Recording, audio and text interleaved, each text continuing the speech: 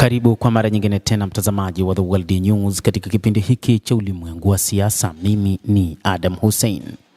Meli kubwa ya kivita ya Marekani ya USS Gerald Ford imerejea nyumbani nchini Marekani baada ya kupelekwa kwa miezi 11 kusaidia vita vya Iran na kutekwa nyara kwa Nicolas Maduro. Meli kubwa zaidi duniani ya USS Gerald Ford imerejea nyumbani Virginia mnamo Jumamosi baada ya kutumwa kwa muda wa miezi 11, muda mrefu zaidi tangu vita vya Vietnam, ambayo ilishuhudia kuunga mkono vita vya Marekani na Iran na kutekwa kwa Nicolas Maduro aliyekuwa rais wa Venezuela.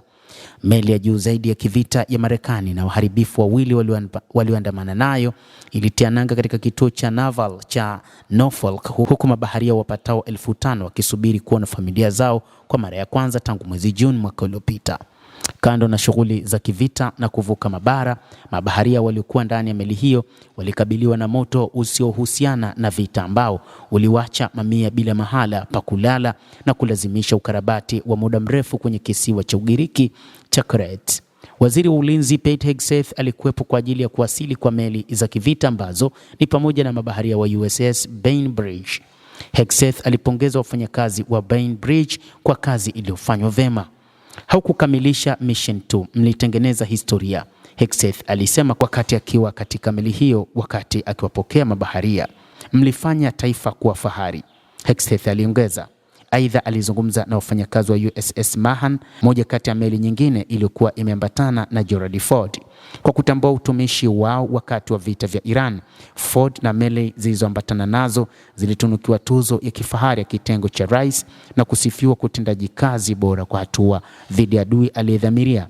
Ni tuzo ya juu zaidi ambayo kitengo kinaweza kupokea na ambayo kwa kawaida huwekwa kwa ajili ya mafanikio makubwa katika mapambano. Siku 326 za Gerald Ford baharini ndizo nyingi zaidi kwa kubeba ndege katika miaka 50 iliyopita na kuvunja rekodi ya kutumwa kwa muda mrefu zaidi baada ya vita vya Vietnam, kulingana na taasisi ya Novo ya Marekani News, chombo cha habari kinachoendeshwa na taasisi ya wanamaji ya Marekani, shirika lisilokuwa la faida.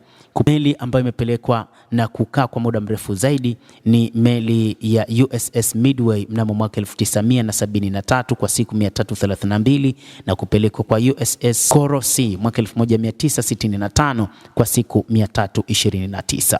Sasa USS Gerald Ford imechukua nafasi nyingine kwa kukaa muda mrefu zaidi kwa ndani ya miaka 50 iliyopita. Mtazamaji, endelea kutufuatilia, lakini nikusihi usisahau kulike, usisahau kucomment, kadhalika usisahau kusubscribe channel yetu hii ili upate habari hizi kwa mapana kupitia The World News.